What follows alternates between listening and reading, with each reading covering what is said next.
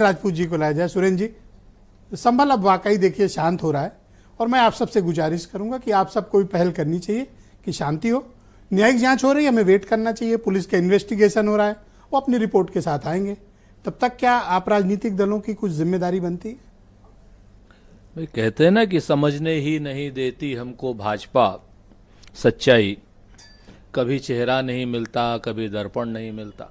सच बात यह है कि भाजपा वाले लोग, मैंने सियासत को मैंने भाजपा लिख दिया, ये सब लोग इस तरीके के लोग हैं कि पूरी जिंदगी ये लोग खो देंगे। क्या खो देंगे? भारत हिंदू मुसलमान की संस्कृति को खो देंगे ताकि हिंदू मुसलमान आपस में दुश्मन बने रहें।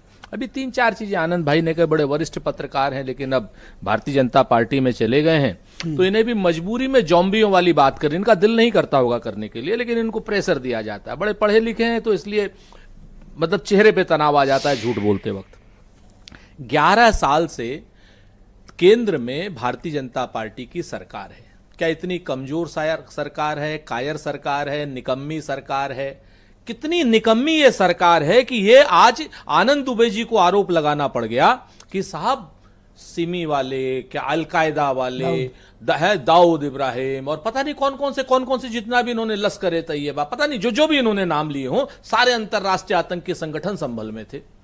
पाकिस्तान की बुलेट भी थी और पता नहीं कहां के आतंकी कनेक्शन भी थे। आप इस चीज को देखिए कि नरेंद्र मोदी सरकार के ऊपर इतना बड़ा अटैक तो ना आपने कभी किया ना हमने कभी किया जितना बड़ा आनंद दुबे जी ने किया। आनंद दुबे जी तो कहने लगे 11 साल से कमजोर, कायर और निकम्मी सरकार है। गृह मंत्री जो प्रचार मंत्री हैं अमित शाह जी, वो कभी कुछ करते ही नहीं सिवाय मतलब वो करने के, चुनाव प्रचार करने के। और मोदी जी तो खैर जुमलेबाज है।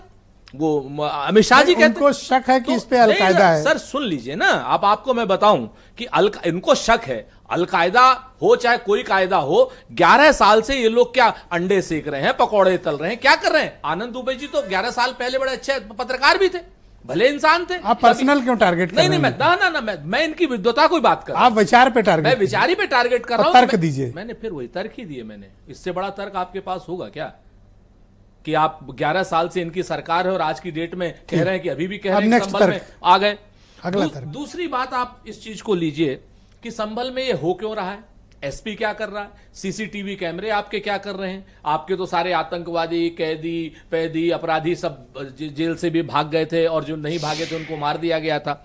एसपी कह रहा है तो मैं आपको जिम्मेवारी से कहता हूं एक बात, 2027 तक ये केस बंद नहीं होगा, क्योंकि 2027 तक इन्हें सांप्रदायिक सौहार्द की खुदाई करनी है, जहर की बुआई करनी है, वोटों की फसल काटने की कोशिश करनी है। और मैं आपसे फिर से जिम्मेवारी से कहता हूं, एक सरकार है कांग्रेस पार्टी की जो खुदाई करती है, जिसके सहयोगी लोग खुदाई करते हैं तो मेट्रो रेल बनती है, और एक सरकार है भारतीय जनता पार्टी की, ये सांप्रदायिक सौहार्द की खुदाई करती है। कभी मंदिर के नीचे से ये तो मेरे और कर्नल साहब की बातचीत से आपने चुरा लिया। अरे तो अगर चुरा लिया भाई, हजरतगंज खोद रहे थे, मैंने कहा ये तो जबरदस्ती आपने अपना बना लिया। मान लीजिए हमने चुरा लिया तो क्या बुरा? कर्नल साहब की बात, एक मिनट, बुरा हजरतगंज कर्नल साहब को दिक्कत हो तो बता दीजिए, आपको क्या दिक्कत? हजरतगंज क्यों खोदा?